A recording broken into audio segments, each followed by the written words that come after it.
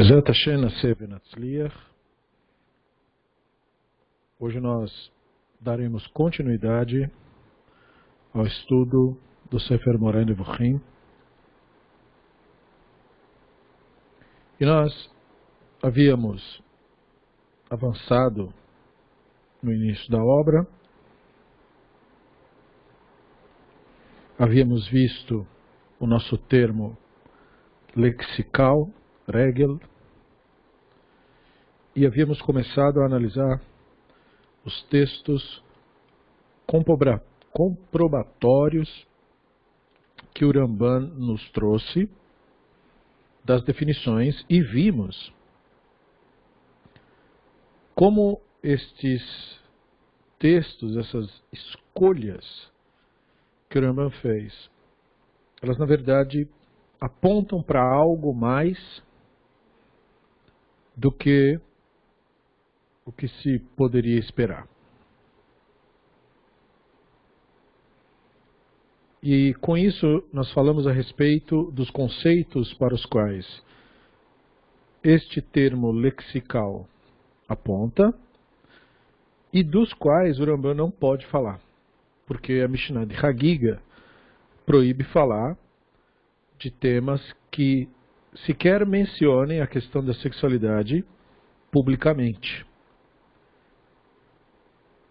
E para a pessoa não familiarizada, seja com o trabalho de Maimônides, seja com os termos em hebraico ou com as alusões destes termos no mundo antigo,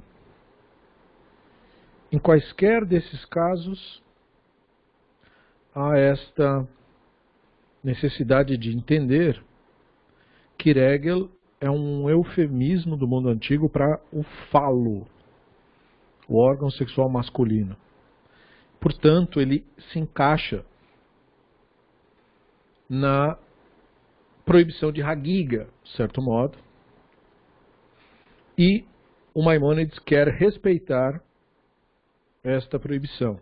Ele não quer violar isso, embora, de certo modo, ele esteja violando, porque ele está falando de Maaseh Merkavah, que também o Tratado de Hagiga diz que não pode ser ensinado em público.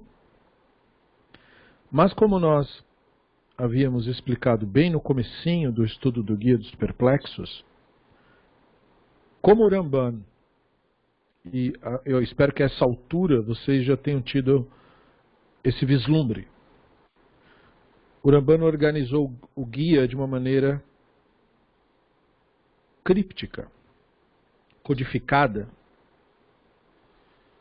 justamente para que só a pessoa que verdadeiramente entendeu sua proposta, tem uma certa noção de suas obras, se debruçou sobre a obra, é um leitor atento e fez isso mais de uma vez, tem, portanto, certa maturidade, só essa pessoa vai entender isso, tendo tanto um conhecimento razoável de tradição judaica clássica,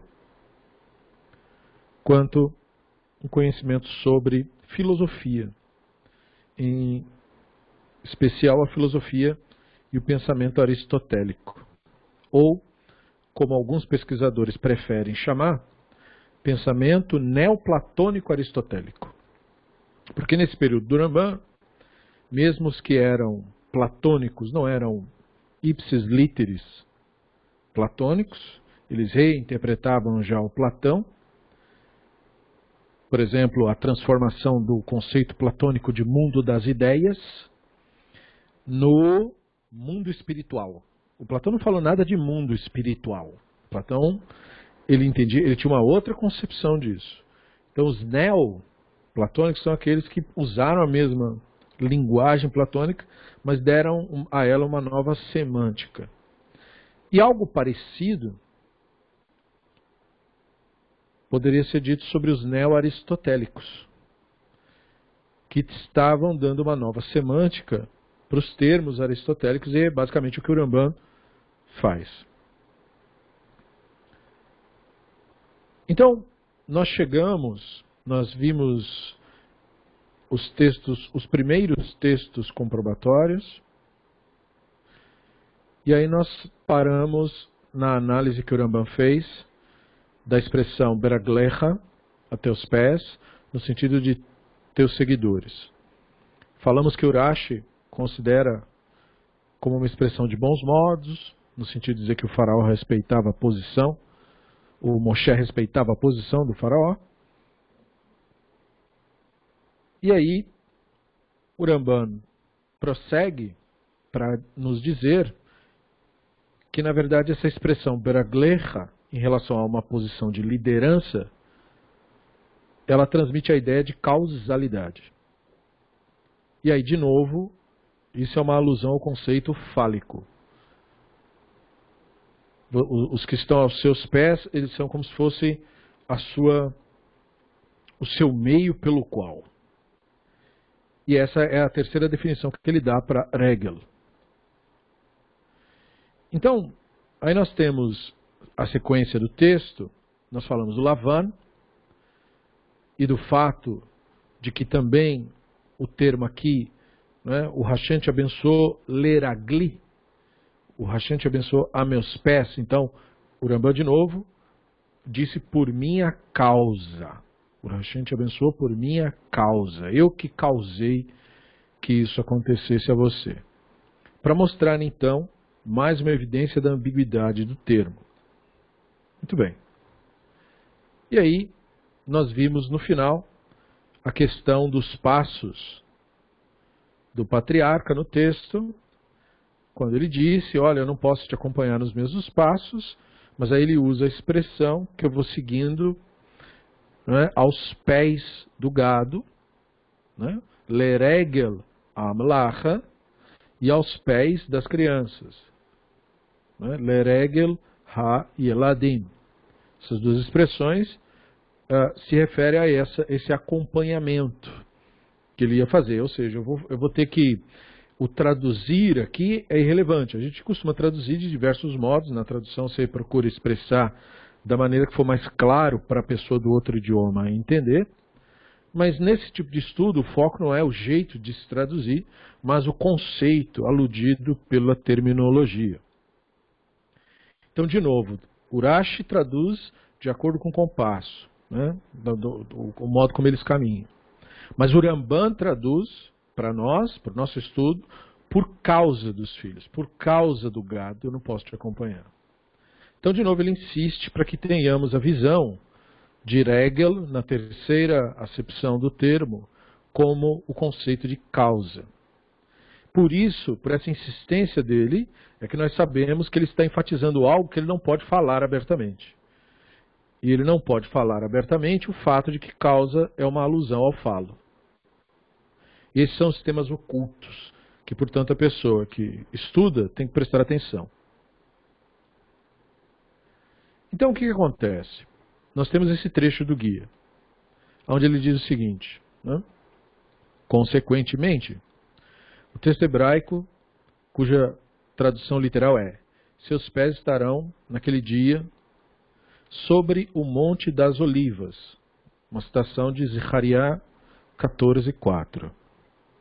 Pode ser explicado do seguinte modo: e as coisas causadas por ele. Raglav é a expressão nesse caso. Naquele dia sobre o Monte das Olivas. Ou seja, as maravilhas que serão então vistas, das quais a divindade será a causa ou o autor, permanecerão perpetuamente. Então veja, o verso disse, os seus pés estarão naquele dia sobre o Monte das Olivas. Então se você pega religiões externas à nossa tradição, lendo esse texto, eles leem isso literalmente. Vai ver a figura mágica que eles cultuam e vai literalmente botar os pés naquela montanha, né, e tal. O Rambam diz, não. Quando o texto usa raglav, ele não está falando do pé de ninguém. Ele está dizendo dos eventos que ali ocorrerão. Esses eventos serão ali causados. A presença do termo regel ali diz respeito à causalidade. O Hashem causará ali. Não é? Experiências espantosas, por assim dizer. Essa elucidação, ela tem um comentário do Jonathan Ben Uziel, né? Então ele fala, se viu inclinado a parafrasear o trecho, e ele aparecerá poderosamente naquele dia sobre o Monte das Olivas. Então ele cita o Jonathan Ben Uziel como evidência de que outros pensadores e estudiosos da nossa tradição viram no texto Raglav escrito, teus pés, e automaticamente não entenderam literalmente Raglav, para evidenciar que o que ele está fazendo não é nada demais. Ele não está forçando nada. Foi entendido assim mesmo pelos antigos. Então não era o que o Rambam está procurando demonstrar para nós em todos esses exemplos que nos deu até o momento, é que a proposta de interpretação lúcida de um texto não é necessariamente para ser vista como uma inovação. Essa prática é uma prática que faz parte da nossa tradição. É irrelevante para esse fato que pessoas não o tenham feito. Na verdade, isto é esperado. Não é todo mundo que tem acesso a isso. Esse mesmo livro, o Moreh Nevuchim, ele não é mesmo para todo mundo. Então, se a maioria não entende, se lê seus pés estarão como se fosse seus pés estarão, não há surpresa nenhuma nisso. Era o esperado isso daí mesmo. Então o Rambam está citando um sábio, um estudioso, para mostrar. O estudioso não confunde. Portanto, se o ignorante confunde, isso não tem que te confundir. Como se a opinião do ignorante valesse como a opinião de uma pessoa lúcida. Então o Rambam está dizendo, não vale. Um achar não é um saber, é um achar. Então, ele expressa termos gerais, denotando aquelas partes do corpo pelos quais o contato e o movimento são afetados pelo seu poder, quando se referindo ao divino. Posto que todas as expressões denotam atos pelos quais é realizada a vontade divina. Isto é, que algo concreto de fato acontece. Esse é o conceito de vontade divina. Né? Não é o conceito do senso comum. Qual é o conceito do senso comum? Relembrando, vontade é um desejo pelo que falta. Isso que é vontade. E Platão havia, na verdade, esclarecido isso há muito tempo já. Vontade é o desejo que eu tenho por aquilo que me falta. Então, com esse conhecimento, você não pode atribuir vontade ao divino. Porque se você dizer que o divino tem vontades, o que você está dizendo é que o divino carece de algo. E se você está dizendo que o divino carece de algo, então você está negando ao conceito, nesse caso o divino, a completude. Em outras palavras, o divino não é shalem, não é pleno, porque ele falta coisas para ele. Então, portanto, o divino, sendo incompleto, teria então vontade para se completar. E sendo o divino um ser incompleto, logo ele é composto. Por isso que ele precisa se completar, porque ele não é completo. E não sendo completo, então o divino não é o divino. Porque quando nós chamamos o conceito de divino, nós estamos dizendo que se trata da plenitude, que é completo, de nada tem falta. Mas se eu careço e tenho vontades, então eu não sou divino, porque eu não sou completo.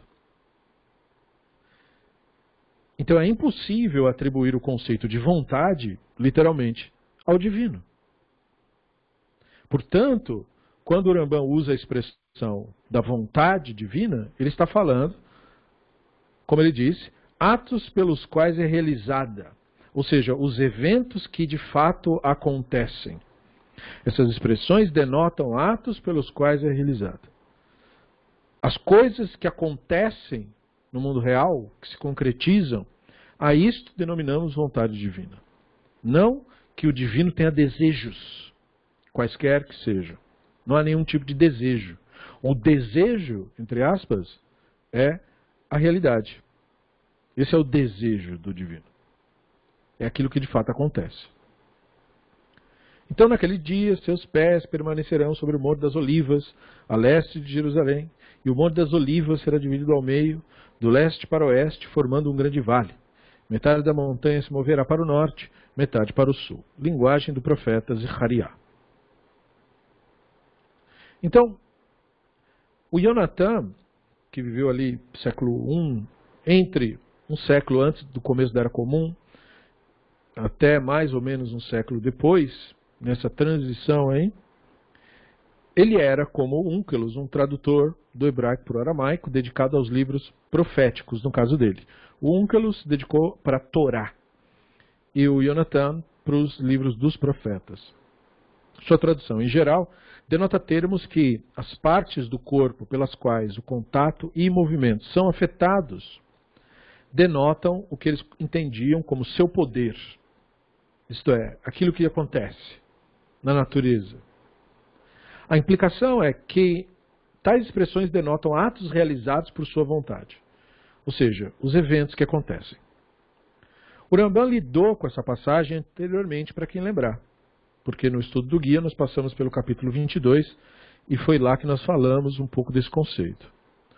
O trecho parece um conceito favorito para ele. Né? Por quê? Porque mostra a ideia do grande poder no sentido causativo masculino do divino. Ele quer esclarecer ao seu discípulo para que ele consiga ter uma visão refinada do divino. E uma das coisas que mais é mencionado por quem não é entendido da carga filosófica que o divino possui no texto é a constante referência do divino. E por constante eu não quero dizer exclusiva, não é exclusiva, mas é constante, tem muito, que é o divino se referindo, ou sendo referido no masculino, em termos masculinos. Isso, evidentemente, leva idólatras a pensar o divino como se fosse um homem.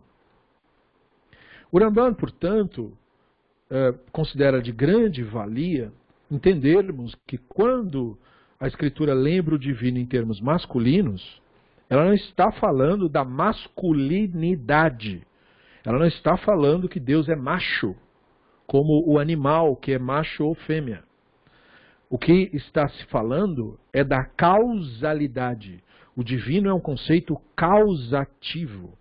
E é isto o que o masculino representa na Escritura. O causativo. Então, por isso, o conceito é importante para o Rambam. Porque ele é precioso para o entendimento que ele pretende oferecer. Então, por isso que ele explica, né? O texto diz frases de cunho masculino, ou seja, de imposição, como ele vai dividir a montanha em dois. O que acontece é pegar um monte, né, de terra e divide em dois. Ele cria um formato. Então, é esse formato aí que é a alusão que o Rambam não pode falar. Então eu espero que você entenda o conceito sexual da ideia. E é por isso que não é dito. Está na linguagem profética, mas ele usa outras alusões. Então, e a área de Jerusalém está a seus pés. Então, a seus pés é um eufemismo para isso. Então, no capítulo 22, ele cita o final da passagem de Zechariah, né, o Hashem, meu Elohim, virá e todos os seus sagrados com ele, com uma referência à descida da Shekhinah sobre os profetas. Então, de novo, aquele é um trecho que o idólatra vai imaginar o quê? Tipo Dragon Ball Z, vem o Goku com o exército de alienígenas. Então, a pessoa imagina isso. Mas o Rambam não está falando nada disso. Ele está esclarecendo que aquela expressão, Hashem virá com todos os seus sagrados, se refere à experiência do profeta. Quando o profeta tem a sua experiência, o Hashem veio por meio disso. Eles então mudam o mundo, porque quem muda o mundo são os seres humanos. Os seres humanos que estão afetando o mundo. Então Hashem virá através dessa experiência. E os profetas que têm essa experiência, então profetas aqui já deve ser entendido como uma pessoa esclarecida intelectualmente. Esse é o profeta para o Urambano. Não é o cara que tem poderes. Porque o cara que tem poderes não existe. Então o Urambano desconsidera a visão de profeta mistificada. O profeta para a mistificação é o cara que tem poderes mágicos mesmo. Adivinha coisas.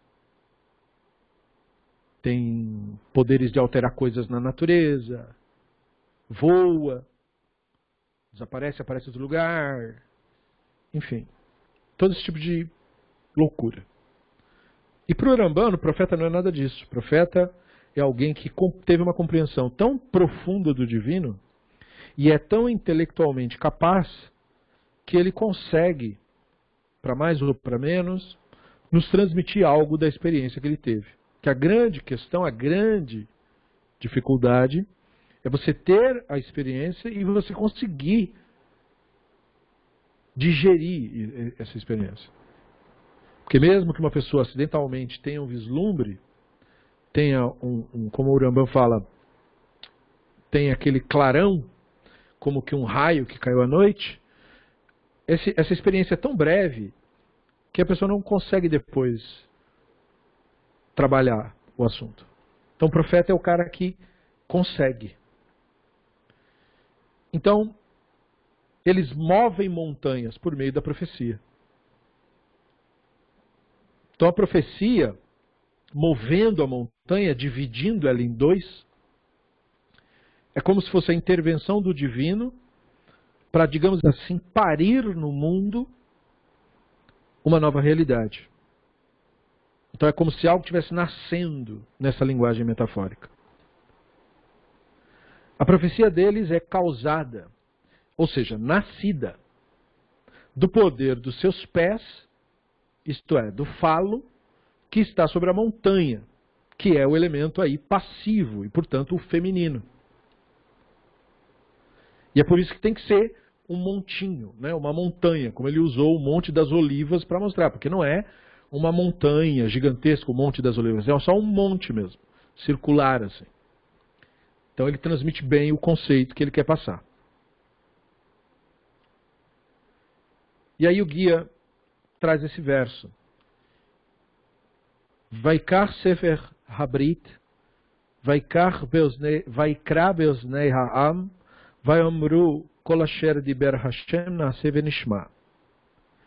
Então ele pegou o livro da aliança e leu, de forma que o povo ouvisse. E eles responderam tudo que o Hashem falou, faremos e ouviremos. Isso. Vaikach Moshe et Adan vaizrok al ha'am vayomer hine dan habrit asher karat Hashem imachem al kol advarim ha'ele. Moshe pegou o sangue, aspergiu sobre o povo e disse: este é o sangue da aliança que Hashem fez com vocês, de acordo com todas essas palavras. Vayal Moshe v'Aharon Nadav v'Avihu v'Sheveim miziknei Israel. Então Moshe, Aharon, Nadav, Avihu e 70 dos líderes de Israel subiram. Vairu et Elohei Israel vetachat raglav kemaaseh livnat safir ke'etzem hashamai latohar. E eles viram o Elohim de Israel. Sob seus pés estava algo semelhante a um pavimento de pedra de safira, tão brilhante quanto o próprio céu. Ve'el etzili libnei Israel lo shalach yado, vaichazu et ha'Elohim vaichlu veishtu. E não estendeu a mão contra esses líderes de Israel. Eles viram o Elohim e comeram e beberam.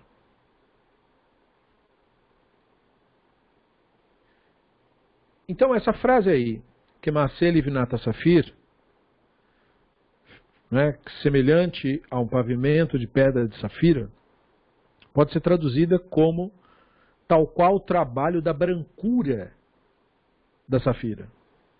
Isso porque o termo livnat também pode significar tijolo, pavimento, como ele pode significar branco, porque a cor branca em hebraico se diz lavan, branco.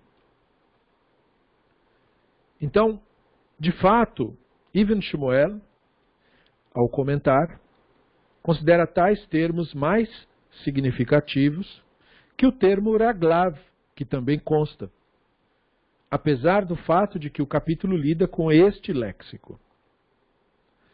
Para o Ramban, os termos na frase Kemaaseh Livnat Safir sugerem o estado primordial da matéria informe, o conceito de ili na filosofia.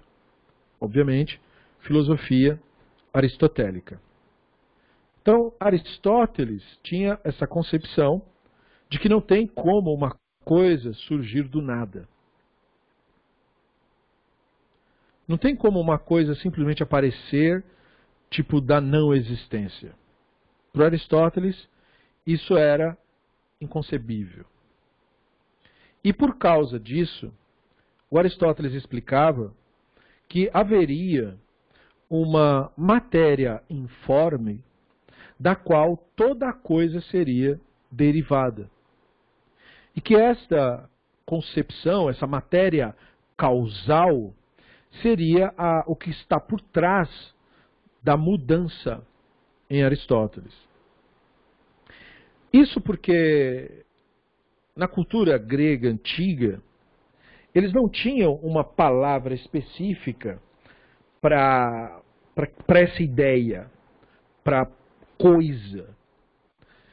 E é interessante que o hebraico também não tem uma palavra específica para isso. A palavra hebraica para coisa, para treco, para troço, é davar. Isto é, palavra. Então, davar em hebraico quer dizer palavra e também quer dizer coisa, treco. E para os gregos, eles escolheram a palavra ili, que na língua deles quer dizer madeira. Porque para eles, né, a madeira seria, digamos assim, aquilo com que você faz tudo. Então era um eufemismo para a ideia de matéria. Porque eles careciam de uma palavra específica para isso. O conceito aristotélico de ili é um princípio que ele correlaciona com outra ideia dele, que é a ideia de dueidos, que é a forma.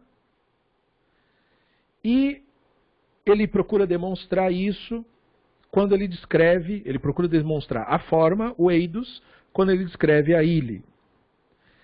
Querendo dizer que ela recebe a sua forma, o seu eidos, a sua, digamos, definição ou característica de definição daquilo que a formou. Então esse ili, né, o Aristóteles explica assim, o que eu quero dizer com ili é aquilo por meio do que nenhuma partícula ou coisa de uma certa quantidade poderia lhe ser atribuído pelas categorias do ser que são determinados.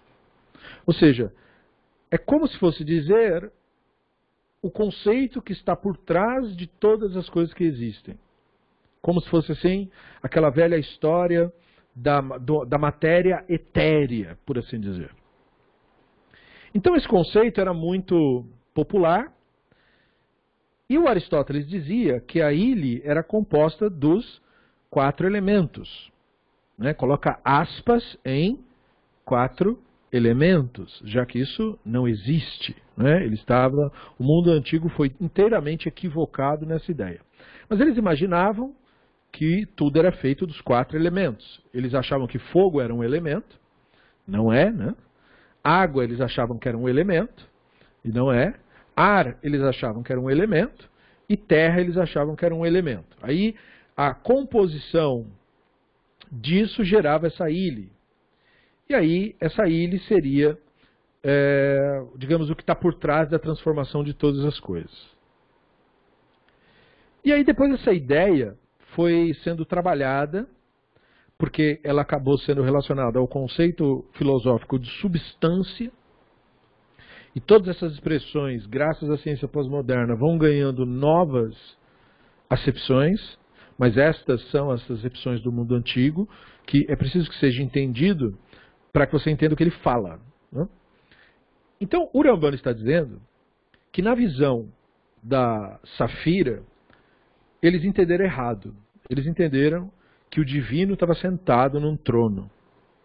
E ele está explicando que aquela visão, tal qual a visão de qualquer profeta, ela não era para ser tomada pela sua descrição imediata. Ela era para ser interpretada por eles. Então, quando eles viram a Kemase Livinat Safira, né, aquela feitura, aquele trabalho como a brancura da Safira, eles deviam ter entendido que aquilo era uma revelação para eles da presença do divino nos fenômenos naturais em volta dele. O divino foi visto como causa por trás de tudo o que acontece. Esse era o significado, o sentido da visão, né, de debaixo dos seus pés. O pé representa a causa, a interferência, aí eu espero que você entenda, né, a intervenção, portanto o falo, né, que intervém, que causa. Por isso eles viram o pé, eles não viram a mão de Safira, nem o cotovelo de Safira, nem o joelho de Safira. É o pé. Seus pés estavam sobre o que parecia ser um trabalho, né, um pavimento de Safira.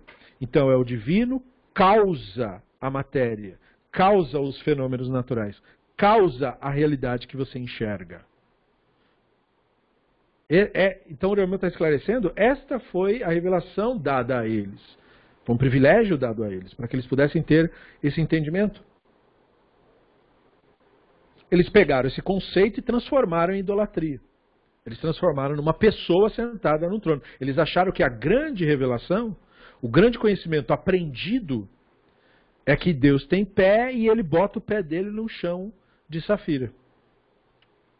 Então, então você pega um cara desse, aí ele vai escrever um livro místico, aí ele fala, quando nós chegarmos no céu, o chão é feito de Safira, porque a gente teve uma visão e Deus mostrou que o céu, o pavimento é feito de Safira. Então veja, isso deixa um idólatra muito feliz, porque como é o ego que quer ser massageado, então a pessoa às vezes mora num barraco, pelo menos quando eu morrer eu vou morar num lugar tão chique que o chão é feito de Safira, e a pessoa se consola com esse tipo de delírio. Mas veja, isso é uma corruptela completa do conceito. O conceito não tem nenhuma relação com isso.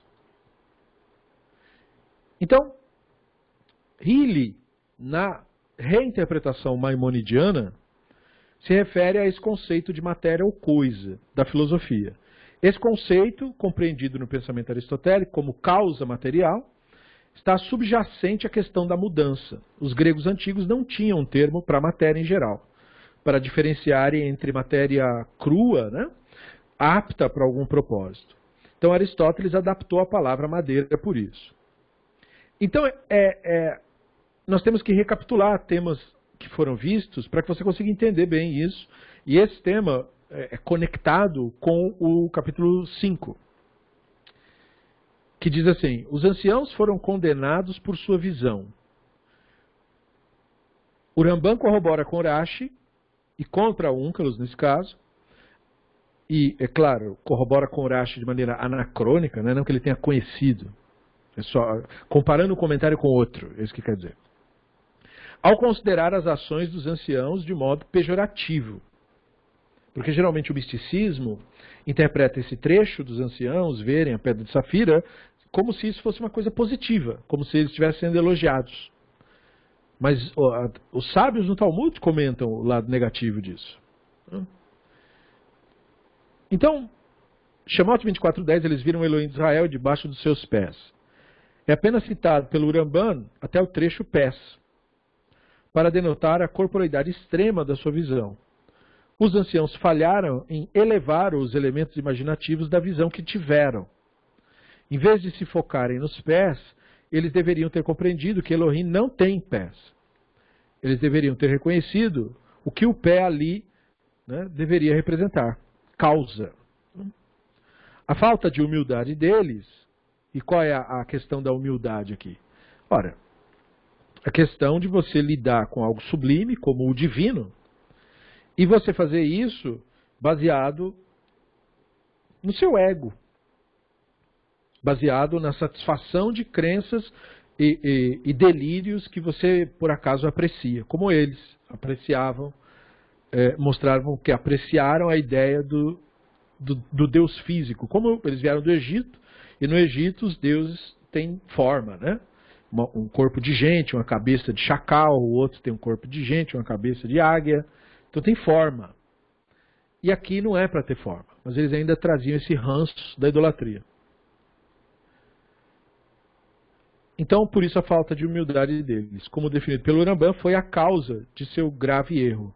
Ou seja, a arrogância de achar que porque eles entendiam de religião egípcia, podiam usar o mesmo conceito, como se a religião egípcia apontasse para alguma coisa real. Os anciãos da narrativa receberam a pena capital. Mesmo que o próprio Moshe tenha tentado intervir, tal qual registrado após o evento do bezerro de ouro. A falha dos anciãos reflete a violação do conselho de Shlomo, mencionado pelo Ramban, guarda teus pés quando fores à casa do Elohim.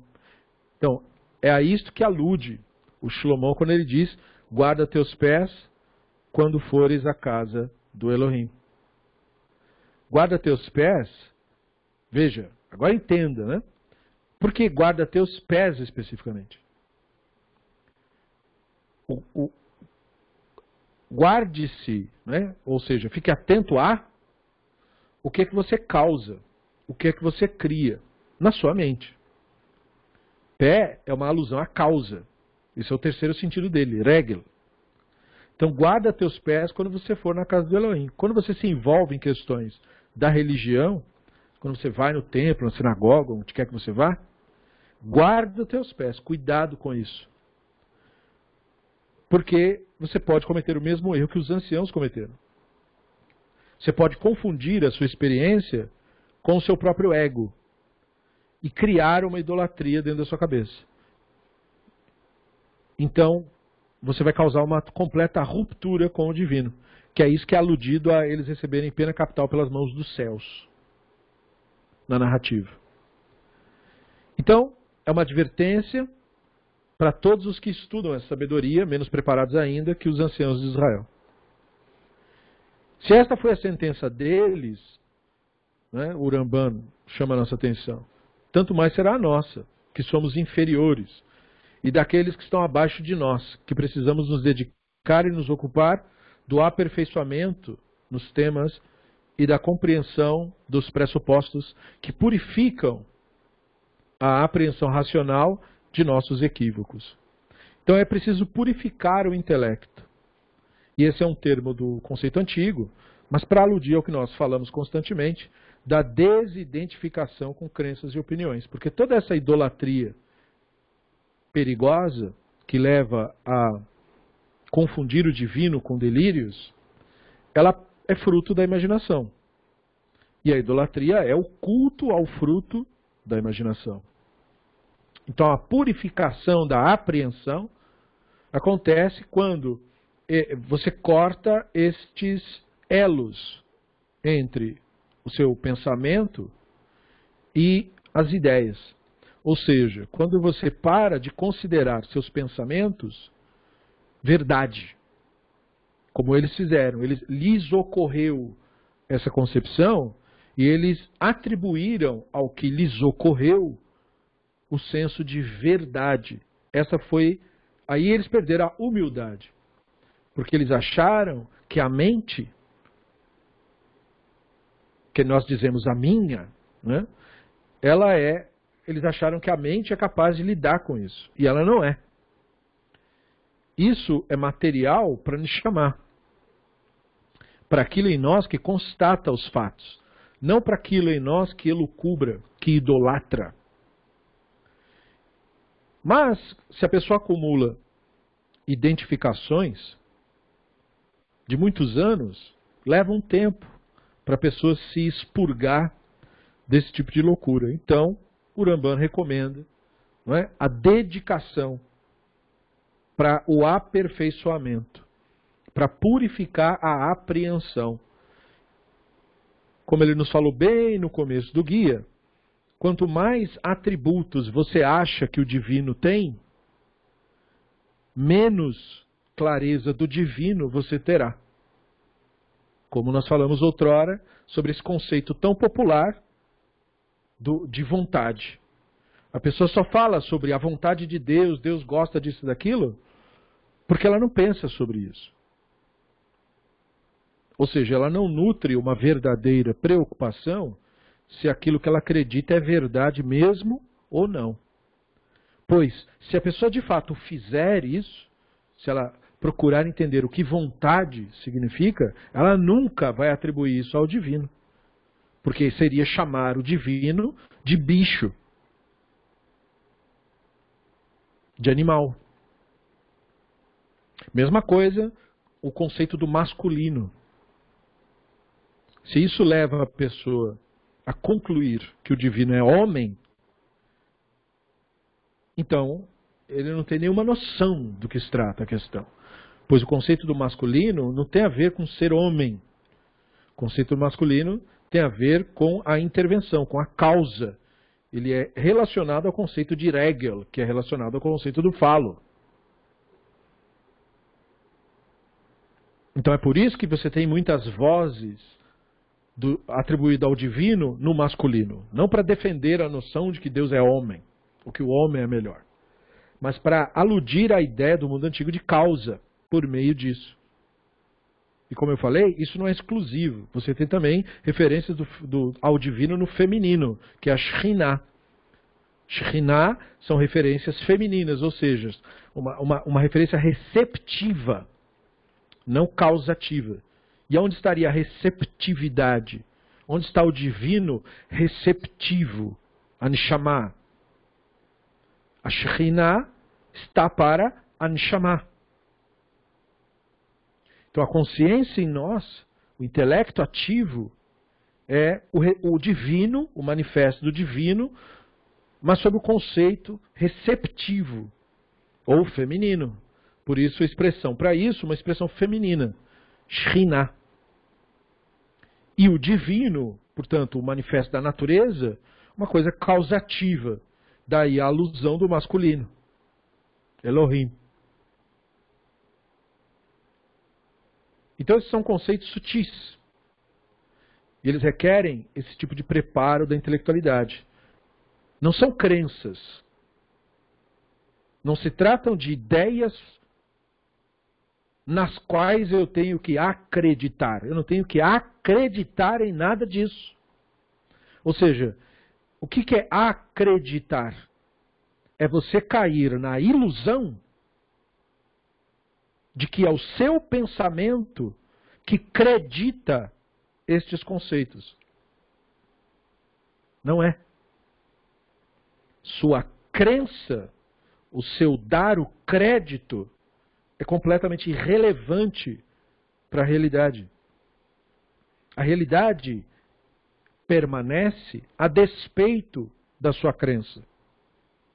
Como alguns filósofos costumam dizer sobre a ciência, que o lado bom da ciência é que ela é verdade, mesmo se você não acredita. Então, este é o conceito que o Rambam está trazendo sobre o divino. O divino é para ser entendido como um fato independente da crença. Portanto, não é relevante se você acredita. Porque isso não é o ponto em questão. A questão é se você constata. Porque a sua ligação com o divino só ocorre através dessa purificação da apreensão racional, da remoção dos equívocos, que permite a constatação E é por isso que o Rambam defende o conceito de que a união com o divino apenas acontece via intelecto ativo, isto é, via Neshama e, portanto, via Shekhinah.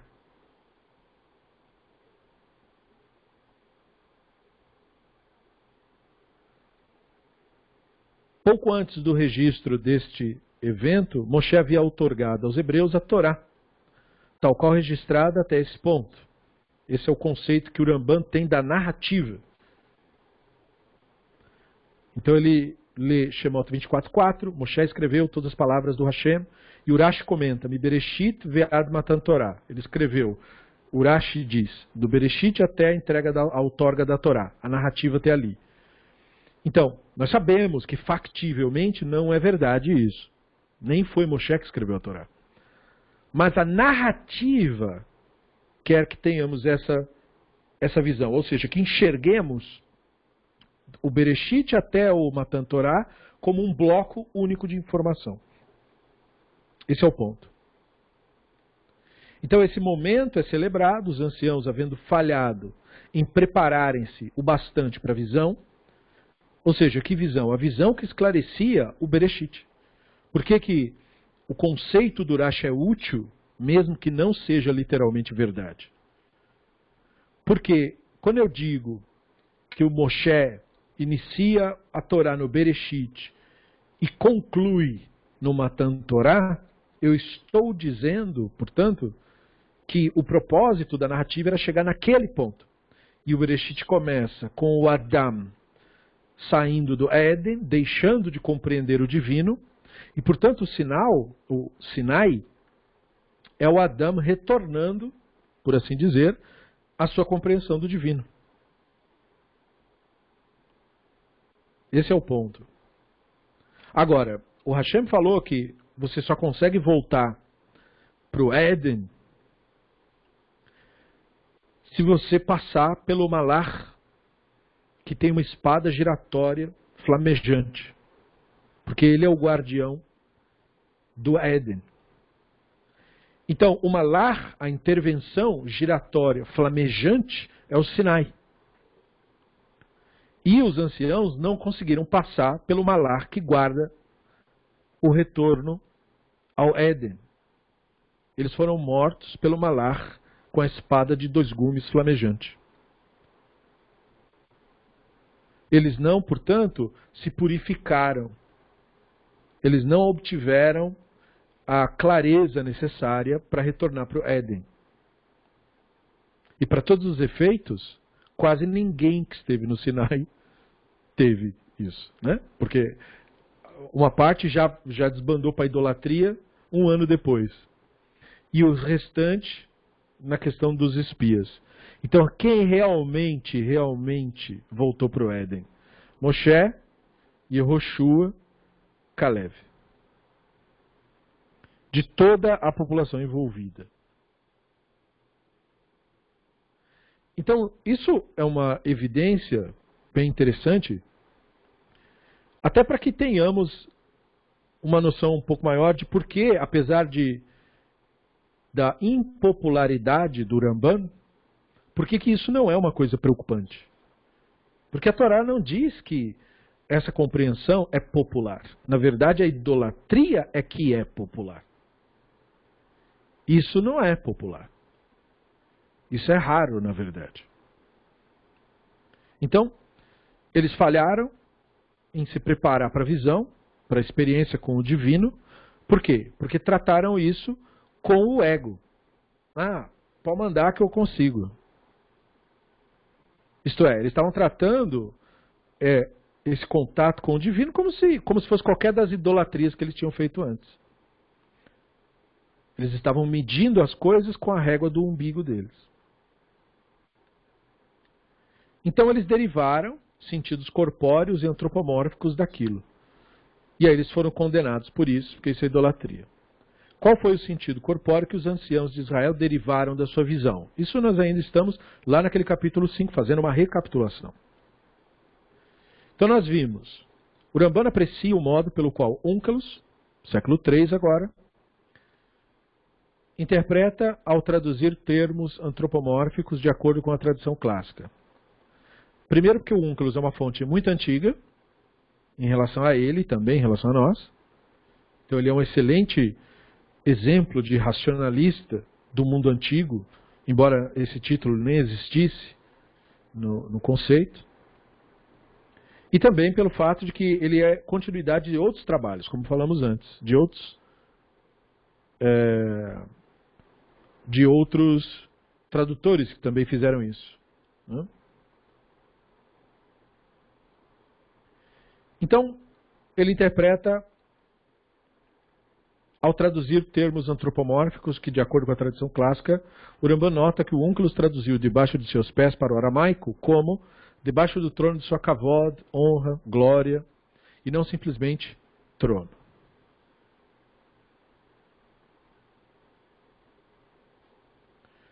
O Franklin está fazendo uma pergunta, ou eu não sei se é uma pergunta ou se é só uma expressão. Que viram, mas no que aprenderam, se você puder elaborar mais,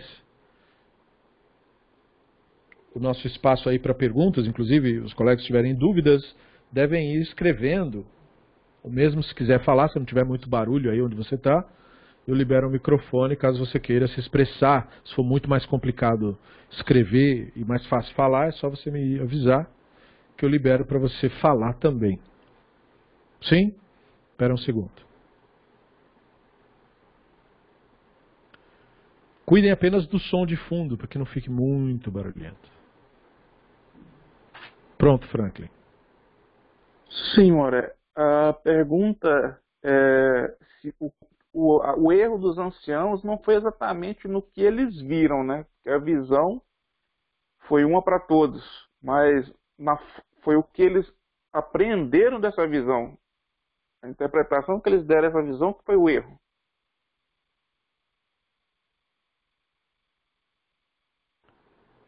Bem observado. Não foi o ter a visão que é o problema. Assim como não é um problema o profeta ter o sonho, tipo, maluco, que nem você pega o texto do Yehezkel, você fala, aquilo é uma loucura, né? Ele viu um bicho que tem olho por dentro do corpo e para fora do corpo. Um negócio completamente, você fala, o que é isso, né? Isso não é o problema.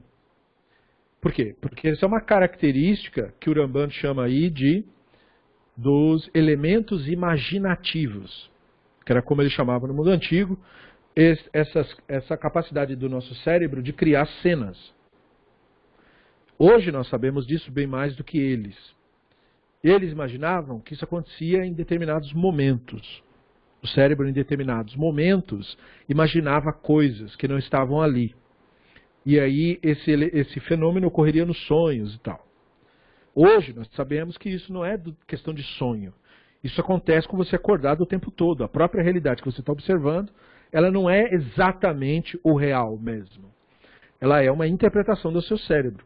Então você não tem nem certeza, por exemplo, de que a cor vermelha que você enxerga, né, na nossa tela, ela é realmente o mesmo tom que eu enxergo, mesmo que eu e você digamos e concordemos que é vermelho, mas o seu cérebro está interpretando um outro tom que você aprendeu ser o vermelho e o meu um outro. Tanto que pequenas variações de cor, um vai dizer assim, não, mas é um pouco alaranjado. E aí o outro vai dizer, não, mas como alaranjado? É meio roxeado, na verdade. É vermelho, mas é um vermelho mais puxado para o roxo. Não, é um vermelho mais puxado para o laranja. Porque a interpretação cerebral pode mudar. Então, esse não é um problema. Não é disso, não é censura a isto. Isto é previsto. Porque isso é uma característica do ser humano. Toda ideia de narrativa, na verdade, isto é, de Midrash, é para nós preciosíssima, dos elementos da literatura judaica mais preciosos é o Midrash. O Midrash é preciosíssimo, porque o Midrash é, por excelência, um trabalho imaginativo. O Talmud é pleno de midrashim. Né? Quando o rabino diz lá, esse verso não quer dizer outra coisa senão mazikim, por exemplo, isso é um midrash. Certo? Ele está usando a imaginação e o que aquilo lhe inspirou para criar uma narrativa. Então isso é fabuloso, porque isso expande a nossa reflexão. A grande questão é você tomar a casca pelo conteúdo. Então, o Rambam está trazendo uma evidência textual de pessoas que viram, descreveram literalmente o que viram, indicando, portanto, que entenderam literalmente o que viram e foram punidos por isso. Não premiados, não recompensados. Quando chegou para entrar na terra de Israel, Hashem não disse, você não vai entrar, mas o Yehoshua vai, o Caleb, que foram fiéis a mim, e os anciãos de Israel que me viram. Não, aqueles caras já estavam até mortos já. Então, a grande questão é essa. Nós não temos nenhum problema, portanto, o Rambam quer que entendamos isso. Nós não temos nenhum problema com a linguagem da Escritura. Quando a Escritura diz que o Hashem lembrou, cresceu, que o Hashem ficou com raiva, que o Hashem deseja, que o Hashem foi, voltou, subiu, desceu, ele não está nos esclarecendo o sentido dessas expressões para que nos incomodemos com o que está aí. Não, de maneira nenhuma. Ele está mostrando que você tem que saber fazer essa transição. Você deve ser capaz de ler o texto antropomórfico, você deve ser capaz de ler o midrash antropomórfico, você deve ser capaz, inclusive, de produzir o antropomorfismo também, para você se expressar, para você se fazer entender para uma pessoa simples. Mas você deve, o tempo todo, ter ciência do conceito para o que estas expressões apontem. Pois se num instante você confunde o delírio da mente humana com a realidade, então você perde a sua Torá. Como eles perderam a Torá deles. Você perde a sua instrução, você perde a sua Torá. Então, o problema não é ter a experiência, o problema não é usar a linguagem antropomórfica, não há problema algum em usá-la, falar o texto, ler do jeito que está lá, não é isso. Nada disso tem problema. Eu não preciso mudar a narrativa. A narrativa não é problemática. O problema é comigo, não com o texto. Eu é que sou incompetente na minha leitura. E o Rambam, portanto, está mostrando isso. Se você não purifica a sua apreensão, você é incapaz de lidar com o nosso texto. Então ele está dizendo para o discípulo dele, e indiretamente para todos nós, que é isso que deixa a pessoa perplexa.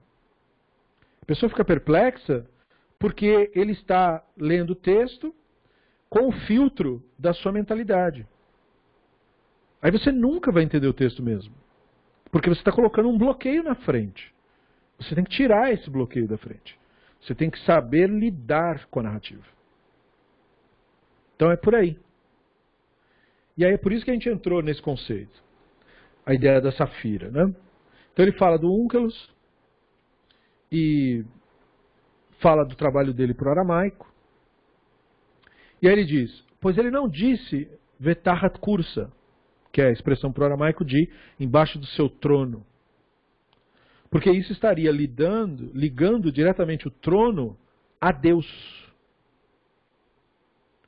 E implicaria que ele se apoia em um corpo, o que por sua vez implicaria sua corporeidade.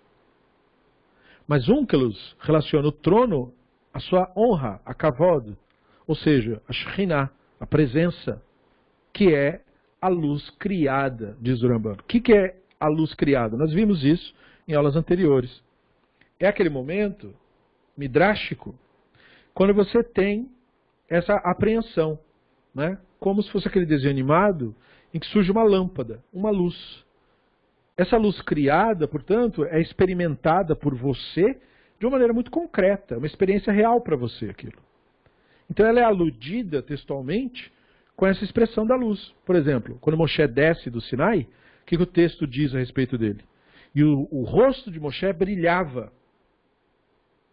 Então, o conceito de o rosto, a cabeça brilhar, é porque a cabeça, e especialmente o rosto, as emoções, né, são a sede do entendimento.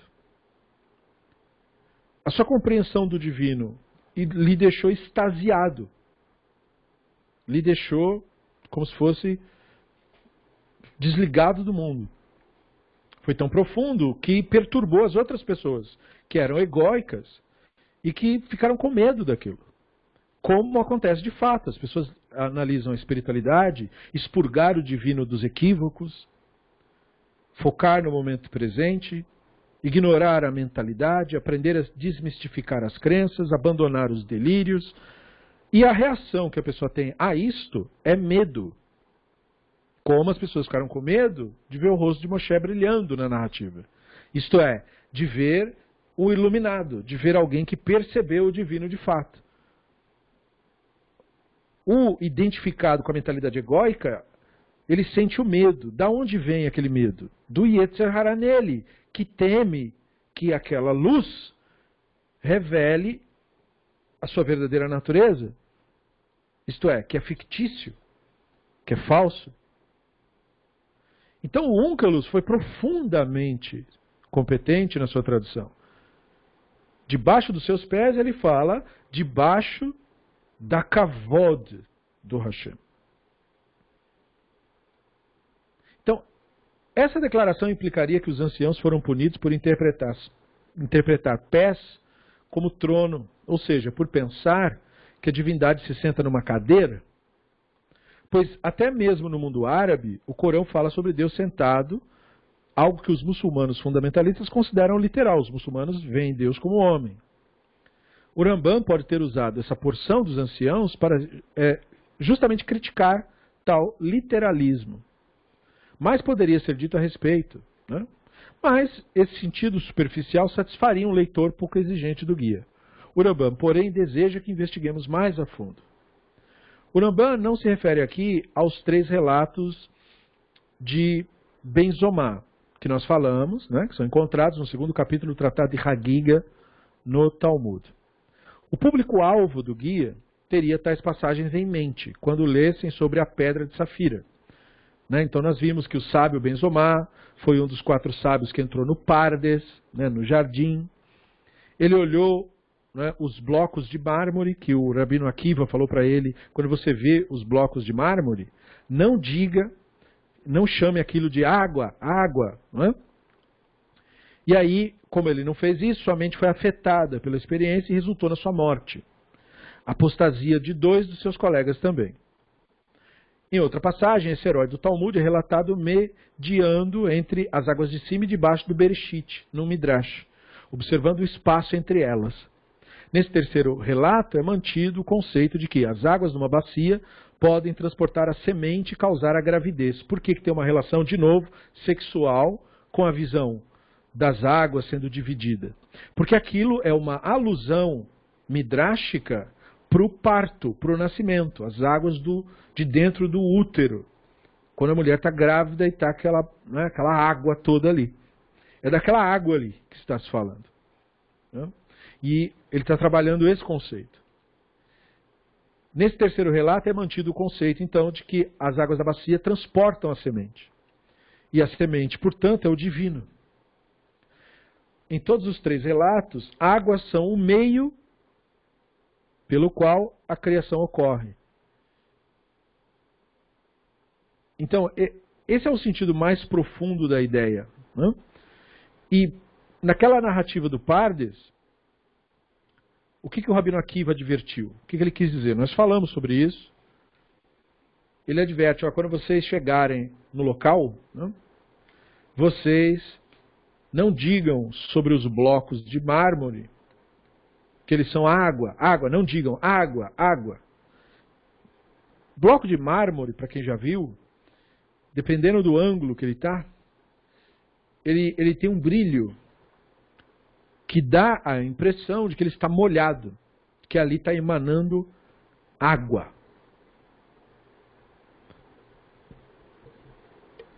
Só que não está. Ele está seco. Então o que o Rabino Akiva está dizendo é, não confunda a sua experiência.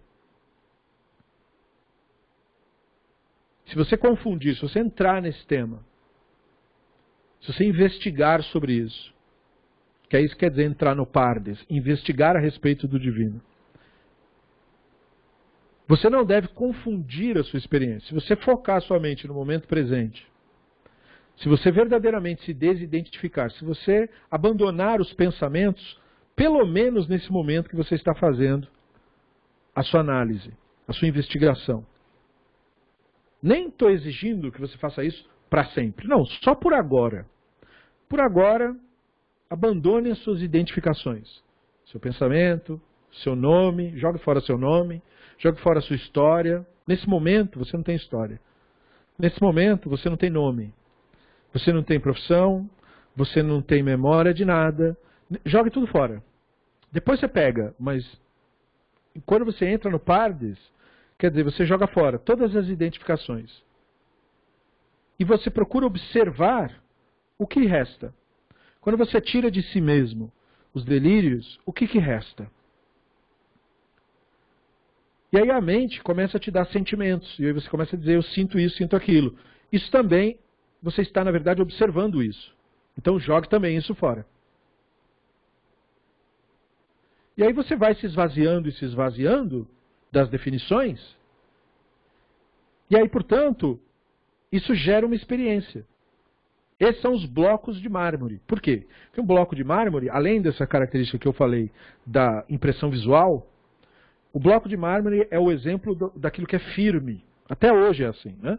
A pessoa vai colocar numa cozinha um bloco de mármore. É um símbolo de firmeza, né? de rigidez daquilo que é firme.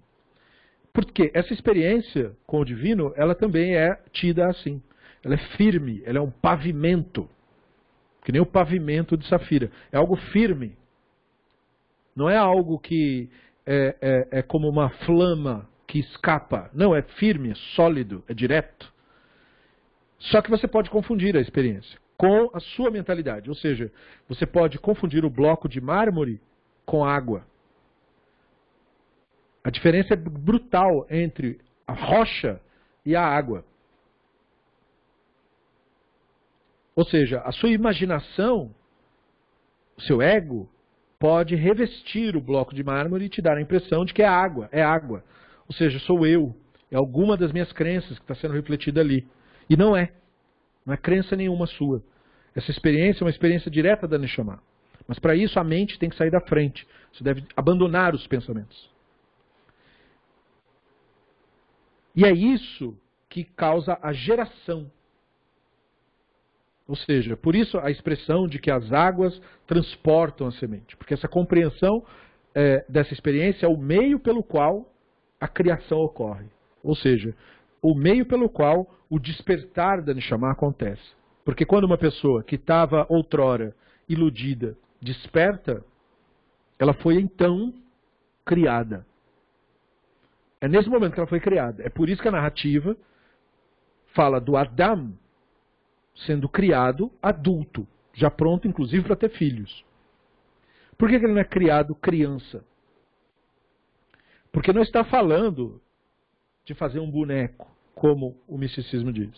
Está falando de um ser humano alcançar a compreensão do divino. Está falando dessa proposta. E por que? Posso insistir novamente, se é disso que está falando, do ser humano compreender o divino, então mais um motivo para falar de criança. Porque a criança tem uma compreensão do divino. Sim, é verdade. Mas a criança tem a compreensão do divino diretamente e naturalmente. E o Bereshit está tratando de um problema para resolver. A criança e sua compreensão do divino não é um problema que eu tenho que resolver. Ele é natural. Então eu não tenho que mexer nisso. O Bereshit não foi escrito para falar da condição que é natural. Essa condição que é natural, é natural. Mas nós queremos resolver um problema. O problema é o Adam. Ele foi tirado da presença do divino. Então, o Bereshit quer trazer essa narrativa. O momento em que ele é criado pelo divino. O ser humano tem que entender que a sua experiência com o real, a sua experiência com o mundo, requer de você a consciência de que essa experiência é criada pelo divino. Você, é nesse sentido que você se vê como criado pelo divino. Não que você foi magicamente feito. E nem que nenhum ser humano jamais foi magicamente feito. Todo animal nasce de outro animal. Não é disso que se está falando. Mas dessa experiência da Neshama. Que ela, portanto, refere-se a um olhar sobre a realidade e uma interação com a realidade que é tão distinta do que aí está, que é como surgida do nada. É criada mesmo. Porque ela não tem nem referência com o que está em volta. Quando a pessoa aborda a realidade a partir da Neshama, isso é tão distinto que esse olhar não é nem dela, é a Shekhinah, é o divino que olha o mundo através dela. É o divino que experimenta o mundo através dela. E, portanto, ela é um manifesto, portanto, do divino. Por isso que Shekhinah está para Neshama. Está, portanto, para a consciência. Então, a pedra de safira, continua nossa recapitulação. O bloco de mármore, visto como água por Benzomar, é tido como a matéria-prima, informe da criação. Os blocos de mármore do Pardes são os mesmos que as pedras de safira abaixo do trono da Kavod. Ou seja, é como se fosse a mesma visão, com outras palavras. O Rambam explica que o termo livnat, geralmente traduzido como pavimento, como num trabalho de lapidação de pedra de safira, ali tem um sentido de brancura. Então ele diz, e o que eles compreenderam é a verdadeira natureza da primeira matéria, ou matéria primordial, como uma emanação do Todo-Poderoso, que é a causa da sua existência. Então perceba o que ele está dizendo aqui. Essa matéria primordial, que os gregos imaginavam que era a base da existência, daquilo que estava por trás de toda coisa, é o que nós chamamos hoje de espaço. Eles imaginavam que era uma coisa. E hoje nós sabemos que não é uma coisa, no sentido que eles imaginavam. Mas é a isso que alude. Quando eles escrevem, eles não estão falando de outra coisa a não ser do espaço dentro do qual toda coisa ocorre. Por isso que um dos nomes do divino é Makom, lugar. Porque um lugar é um espaço. Preste atenção a essas palavras. Como uma obra de pedra, livnat, de safira. Pois é como se a descrição da visão fosse como a brancura, que livnat, da safira. E apresenta-se o termo obra, massé. Pois a matéria, como você já sabe, é sempre passiva. Move-se segundo sua natureza e só é ativa devido a um acidente, ou seja, uma provocação externa. Parece que a forma sempre se move por conta própria. No entanto, ela é movida por acidente, conforme explicado nos livros de ciências naturais. Ou seja, o que nós observamos na realidade são as coisas interagindo, pululando. E nós imaginamos que elas se movem sozinhas. O Rambam está dizendo, o nosso conceito, elas não se movem sozinhas, elas são movidas. E o que está movendo toda a coisa é isso, a sua evidência, porque você pode dizer para si mesmo num dado momento da sua vida, mas como eu vou considerar o divino se eu não vejo o divino? Ué, mas o Rambam está dizendo, mas você vê o divino o tempo todo. Porque o que você vê é toda a transformação da matéria. Tudo isso que você está vendo é a evidência para você do divino. Então, na verdade, não é que você não vê o divino. Nunca houve um momento que você não viu o divino. Só que você não se deu conta disso. Você é como um peixe que sempre esteve debaixo d'água e adquiriu inteligência. E aí um dia alguém te perguntou, o que é água?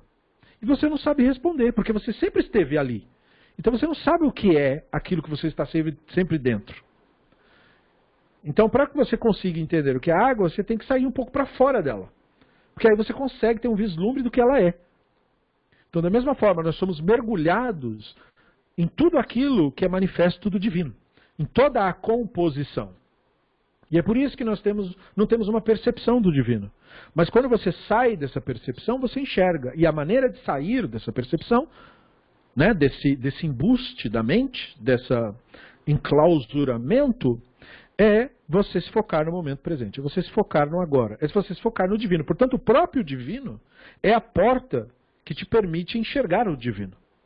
Porque quando você foca na divindade, no Irie, no agora, no sou, nesse momento, então, se você se esvazia da sua mente, se você se esvazia das suas concepções, se você, por um momento que seja, você joga fora, você senta aí na sua casa e você para todas as atividades e você começa a eliminar da sua própria mente, né? Você começa a identificar o que ocorre, você começa a observar o seu pensamento e para de se confundir com ele. Quando vem um pensamento, um sentimento, você, não sou eu isso não sou eu, isso também não é. Assim como você faz com o divino, né? O divino falou e você entende. Não, o divino não fala, não tem falar no divino. Então não tem sentar no divino. Como o Talmud diz, de maneira didática, né? Acima de nós não há ninguém em pé, nem sentado, nem levantando, nem deitando, nem correndo, nem indo, nem vindo, e assim por diante. O que o Talmud está fazendo? Está tirando do divino as concepções. Está tirando. Quando ele tira tudo, o que resta? Isso que resta deve ser constatado, observado por você em silêncio. Se eu tiro isso, o que sobra? Isso que sobra é você. É nos chamar. Então isso não é uma coisa para você crer, é uma coisa para você fazer. Experimentar diretamente. Por isso é que o Rambam vai dizer, ele vai expressar como ele está fazendo. Né? Por isso que ele diz que é um kmase. É como se fosse uma coisa feita. Por quê? Porque a matéria é um kmase, é como se fosse uma coisa feita. Uma composição, portanto. Mas é uma ilusão, não é a verdade do universo. A verdade é o que está por trás disso. Por outro lado, a expressão a brancura da safira refere-se ao brilho. E olha de onde vem a expressão zoar. Né? Não a percepção da cor branca, pois a brancura da safira não vem do branco, mas tão somente da transparência. E esta não é vista, conforme se explica nos livros de ciências naturais, isso daquela época, mas até aí não está de todo equivocado. Porque se assim fosse, não se poderia ver nem perceber todas as outras cores. Então ele está fazendo aqui uma alusão ao divino. O divino é o espaço dentro do qual a realidade se manifesta. O universo, basicamente, é feito de duas coisas. Ele é feito de coisas, do que quer que você queira, planetas, partículas, o nome que você quiser dar, coisas e espaço. O universo é feito dessas duas coisas. O que precede o quê? O espaço precede a coisa. Então o espaço tem a ver com o divino. E a coisa, a composição, tem a ver conosco. O nosso problema é que estamos presos à coisa e ignoramos o espaço. Então, para voltar para o Hashem, para voltar para o momento presente, nós temos que começar a prestar atenção não na coisa, mas no espaço entre as coisas. Não no som, mas no silêncio entre os sons. Não no pensamento, mas na ausência do pensamento. Então é preciso observar, prestar atenção a isso, para que você consiga ver o fenômeno. Você vai ver o pensamento nascer e o pensamento morrer, como quem pudesse ver uma estrela surgir e desaparecer. É como se todo esse fenômeno que a gente vê no universo, de estrelas surgindo e implodindo, ocorresse na nossa própria mente. E o que está faltando para você assumir consciência disso é que você perceba, assim como o que falta para nós, o que faltou para o ser humano durante muito tempo, é ter uma correta compreensão dos céus, uma correta compreensão do espaço, uma correta compreensão da realidade. Da mesma forma, nós não observamos a nossa mente de fato. A gente só faz para isso, mas não pratica isso. Então, como você não faz isso, você não constata isso, porque não é uma crença para você concordar comigo. É algo para você fazer. Eu estou apontando, o Rambam está nos apontando coisas para serem feitas, não para serem cridas. Nenhuma dessas ideias é verdade. Não há nenhuma verdade em ideia nenhuma. Ele está apenas apontando para uma experiência. Quem não tiver essa experiência não entenderá uma palavra do que ele está falando, porque não há entendimento nestas palavras. Essas palavras apontam para algo que tem a ver com o mundo real, com a experiência do ser humano na realidade. Esse é o conceito dentro dessa visão do racionalismo maimonidiano, de espiritualidade. É uma espiritualidade muito mais profunda do que simplesmente a crença em céu, fantasma e bobagens dessa natureza. Porque não são ideias para você nutrir e aumentar o tamanho do seu ego. Pelo contrário. Então, isso se refere à matéria primordial, que segundo sua própria essência carece de qualquer forma e por isso recebe todas as formas, uma após a outra. Assim sendo, o que eles viram foi a primeira matéria e relacionaram-na ao que é eterno, sendo esta a primeira das suas criações sujeita à gênese e à destruição, a qual ele criou do nada. Sobre isso, novas explicações virão adiante. Então eles confundiram, basicamente, o Criador, o conceito do divino, do espaço, com a matéria. Esse é o erro deles. Esta é uma metáfora de dois estágios. O primeiro estágio é o reconhecimento da transparência da safira. O segundo é que a transparência recebe todas as cores. Note isso. É o seu esvaziamento que permite a recepção. Não é quando você nutre ideias que você entende, mas quando você se esvazia delas é que você entende. Safira, então, é um símbolo para a matéria informe, a nossa constituição. Ela deve estar informe, ou seja, destituída da identificação. Seu aspecto de receptividade, ou esvaziamento, ou silêncio. O conceito da matéria primordial, ou matéria ílica, vem do pensamento de que deve haver uma substância que fundamente a mudança nas coisas. Ou seja, se você observa o seu próprio pensamento, então você não pode ser ele. Porque se você fosse o seu pensamento, ele não seria por você observável. Você não notaria isso, porque seria idêntico a você mesmo. Assim como o seu olho não pode enxergar a si mesmo, ele só pode enxergar outra coisa fora dele. Ele não enxerga ele mesmo. Assim como o seu dedo não toca ele mesmo, ele toca outro dedo ou outra coisa. Mas o tato é sempre sobre o outro, nunca sobre si. Então você deve perceber isso, para não se você se confunde com o outro, esse é o equívoco. Então, os antigos acreditavam que os elementos podiam transformar-se uns nos outros. Por exemplo, eles pensavam que o elemento água tornava-se o elemento ar quando vaporizado. Desde que o ar e a água eram intitulados elementos, deveria haver algo que restasse por meio da transformação. Então, apesar de intuitivo, eles percebiam que deve haver algo por trás disso tudo que sustenta isso tudo. Né? Hoje nós sabemos, na verdade, de algo até mais profundo do que isso. Porque hoje nós sabemos que os átomos que compõem toda a matéria não são diferentes entre si. Os átomos que fazem um copo de plástico são os mesmos que fazem uma barra de ferro. A única diferença entre o copo de plástico e a barra de ferro é a organização dos átomos, o número atômico. Porque os átomos, conforme eles se organizam numericamente, eles formam os elementos. E aí nós temos a tabela periódica. Mas eles em si mesmos são todos idênticos, eles são a mesma coisa, o mesmo fenômeno. Então, portanto, a ideia de mudança, o plástico, o ferro, a madeira, a carne, a pele, o tecido, tudo isso são só ilusões. Porque todas essas coisas são, na verdade, a mesma coisa. Então perceba isso, porque isso é algo para ser constatado. Não é para ser crido, não é uma ideia para nutrir, é algo para você constatar. Então, tal conceito é incognoscível. Né? A substância era a matéria ainda não atualizada em suas formas elementais, como ar ou água. Matéria sem forma é potencialidade pura na linguagem filosófica, receptividade, shriná, portanto. Tal conceito incognoscível é o que Benzomar viu, ou seja, ele compreendeu isso. Mas ele compreendeu isso num lampejo. E esse entendimento ele não soube lidar com isso. O meio pelo qual da criação, por assim dizer. É como se você refletir sobre todas as coisas serem, na verdade, a mesma coisa.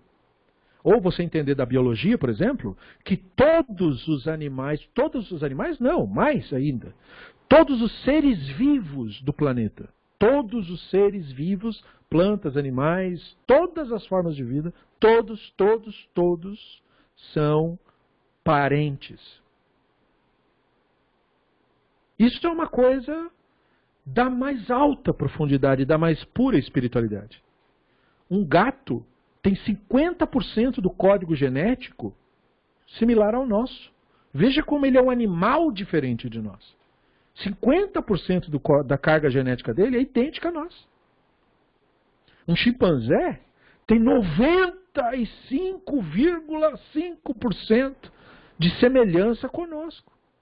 Mas uma mosca de fruta que fica ali na fruta tem 20% de DNA idêntico ao nosso. E assim por diante. Nós somos todos manifestos de um mesmo processo. Somos todos parentes. Já parou para pensar nisso? Toda a matéria é feita da mesma matéria e todas as formas de vida, incluindo as plantas também, têm porcentagens de DNA que são semelhantes aos nossos. Quanto mais distante de nós evolutivamente o animal, mais diferenças haverão. E os seres humanos entre si? O africano e eu, descendente de portugueses. Pois é, nós somos idênticos. O que faz a nossa diferença de aparência, tamanho de nariz, cor de pele, forma do cabelo, é um percentual ridiculamente pequeno. É isso que a biologia revela. Todos os seres humanos que estão vivos hoje são literalmente irmãos mesmo. Porque nós somos geneticamente muito... Você imagina, se nós somos só 5% de diferença do chimpanzé, em relação aos outros seres humanos, nós somos muito parecidos. Todos nós. Nós somos muito ligados uns aos outros. Nós somos Adão, todos nós. Então toda a loucura do ego humano de nos ver diferentes por causa das aparências externas é desses delírios que nós temos que nos livrar. Assim como temos que nos livrar dessas identificações que não nos permitem perceber o divino por trás de tudo isso. Então a lição é que Benzomar teve uma visão da matéria-prima ílica. Posteriormente essas águas são retratadas como o brilho do mármore, que se assemelha à água. Pura receptividade é simbolizada então pela imaginação como a transparência da água. Essa matéria é essencial à causalidade divina. Isto é o que os anciãos deveriam ter reconhecido na visão do pavimento de Safira e não fizeram. Então, o capítulo 28 elucida o pé, causa, e aí fica claro de outras fontes que pé é o falo, a causa, na linguagem do mundo antigo. Tal qual o pé, o falo empurra. E pode ser descrito como o terceiro pé por esse sentido. O Ramban jamais usa de modo implícito o termo regel como um eufemismo da genitália masculina, porque o Tratado de Hagiga proíbe. Ele sempre restringe regel à ideia de causa, posto que ser gerador é ser causal. Isso não é puritanismo da parte do Ramban, que fique claro. Afinal, como médico, uma das suas especialidades era justamente a genitália. Inclusive, ele escreveu sobre doenças venéreas. Então, ele não tinha problema nenhum com o termo em si. Nem com a ideia, nem com esses temas, nada disso. Ao invés disso, o Ramban exerce sua preocupação com relação à obsessão do sexo por parte das pessoas. Essa é a preocupação do Talmud. Porque a maioria das pessoas do mundo antigo procurava idolatria por causa da sexualidade. Porque as idolatrias, principalmente, por exemplo, as romanas, os sábios viveram no século III ali, da época da Mishnah, os romanos tinham como principal exercício de religiosidade as orgias. Né? Então os rabinos viam que aquilo era muito atrativo. Então eles não estavam condenando a sexualidade em si. Eles estavam dizendo que esse atrativo que é usado para a idolatria é muito forte. E, portanto, nós temos que evitar isso entre nós, porque é muito fácil, principalmente um jovem, se levar para isso. Então nós não podemos fazer nem referência a isso. Esse é o motivo, é por causa da situação histórica que eles estavam vivendo naquele período. O Rambam posteriormente explicará que, para evitar tal obsessão, a língua hebraica não possui termos diretamente relacionados a órgãos sexuais, por isso, para ocultar isso e, digamos assim, desconectar o conceito para não torná-lo atrativo para idolatria. E E aí, falamos em várias ocasiões que a definição de Hegel como causa não é óbvia nem necessária para o entendimento de qualquer dos textos comprobatórios oferecidos. O Rambam, em geral, provê demonstrações lógicas ou óbvias para as definições, especialmente aquelas que estiverem distantes do sentido do termo do tema. Aqui, no entanto, ele tem uma explicação, mas se abstém de oferecer. Sua relutância vem da preocupação alárrica sobre o dever de se abster de escrever a temas ligados à sexualidade. Ele leva a sério a regra da segunda Mishnah de Hagiga sobre não ensinar os temas sexuais em público. Dado que nosso pé estar na frente seria um eufemismo ao órgão sexual masculino, e especialmente porque, como o Rambam explicará, não há termos diretos para órgãos genitais em hebraico, a linguagem humana não poderia descrever o ato essencial da causalidade, da ideia de criação ex nihilo, de uma forma mais competente do que uma metáfora, tal qual a da criação. Não temos cognição intelectual de se trazer alguém, além de nós mesmos, à existência, a não ser por meio do intercurso sexual. Então é por isso que esse tipo de expressão é usada. Por isso que no Bereshit, o Hashem está sobre as águas. Então aquilo é como se fosse a alusão de um útero, e é um poço. Então poço é uma alusão ao órgão sexual feminino, é o poço. E o Hashem está no poço, nas águas daquele poço. Então percebam, tudo isso é feito para trazer esse tipo de concepção à tona, para dar a volta, digamos assim, e não usar, digamos assim, o método de propaganda que era usado da idolatria e que fazia, naquele período, a idolatria ter tanto sucesso. O motivo principal do sucesso da idolatria não era porque ela tinha um excelente argumento, mas é porque lá você ia ter uma experiência sensorial, que é o que a maioria das pessoas busca hoje. Hoje, as idolatrias, como é que elas fazem para atrair seus adeptos? Oferecem uma festa, um salão de danças, uma manipulação hipnótica, experiências sensoriais, para que a pessoa consiga se apegar àquilo e considerar aquilo algo relevante para ela mesma. Porque o ego quer se preencher disto. E aí ele quer ser alimentado, e essa é uma excelente forma de alimentar a mentalidade egóica. Não é, portanto, uma condenação ao sexo, que isso fique bem claro. Não é. Os sábios do Talmud não tinham problema com isso, como religiosos hoje têm. Não se trata disso. Muito pelo contrário até. Conforme a gente avançar no Talmud, isso vai ficar muito claro, eu não preciso aqui dizer. Mas existe esse cuidado com a idolatria, especialmente no século em que a Mishnah foi escrita, onde a religião romana, anterior mesmo ao advento do cristianismo, tinha esse forte apelo para todas as pessoas, e muitas pessoas se sentiam atraídas para isso, de se compreender. Então, por isso que não utilizava nenhum tipo de alusão, embora precisasse para as questões filosóficas. Beseder, quer dizer, enfim, dá para desempacotar muita coisa, mas nós passamos um pouco do nosso horário, porque eu queria concluir esse capítulo. E aí, nós ficamos com o espaço no nosso grupo para mais reflexões e elaborações, pelo menos até a nossa próxima aula, no qual nós prosseguiremos para o próximo capítulo do Guia, o 29, e daremos prosseguimento a essa nossa jornada. Beseder? No mais, eu agradeço a presença e a atenção dos colegas de grupo. Bezrat Hashem Itbarach, concluímos mais um shiur e nos vemos na nossa próxima aula.